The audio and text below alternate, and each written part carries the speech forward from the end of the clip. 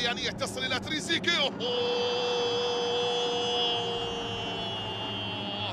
الظهور الأول للمصري محمود تريزيجيه، البصمة الأولى، العلامة الأولى إلى قلوب الريانية، ومن اللمسة الأولى وبطريقة في غاية الروعة، كغاية روعة أبناء الكفر الشيخ محمود.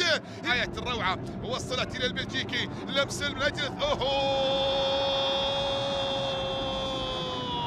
على واحد ريانية الآن من روجر جيدس إلى محمود تريزيجيه، إلى روجر جيدس، إلى المرمى. نعم نعم نعم نعم نعم نعم نعم نعم نعم.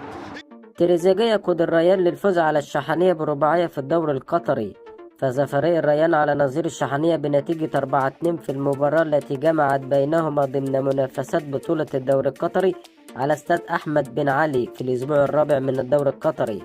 سجل محمود حسن تريزيجيه هدفه الأول رفقة فريق الريان في مرمى الشحنية في الدقيقة 5، ثم سجل غديس الهدف الثاني والرابع للريان في الدقيقة 9 والدقيقة 45. وجاء الهدف الثالث عن طريق جوليان في الدقيقة 15، ثم سجل هدفي الشحنية كل من محمد إبراهيم ومحمد إسماعيل في الدقيقتين 20 و90. شارك في تسجيل الريان اليوم اللاعب المصري محمود حسن تريزيجيه أساسي، وسيطر الريان على معظم فترات اللقاء ونجح في حسم أموره مبكرا بعدما سجل 3 أهداف في أول ربع ساعة.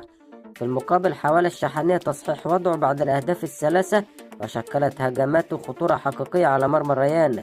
شهدت المباراة تألق المصري تريزيجيه بعدما سجل هدفا وصنع 2 للريان. ارتفع رصيد الريان إلى 6 نقاط في المركز الخامس، بينما تجمد رصيد الشحنية عند نقطتين في المرتبة 11 قبل الأخيرة.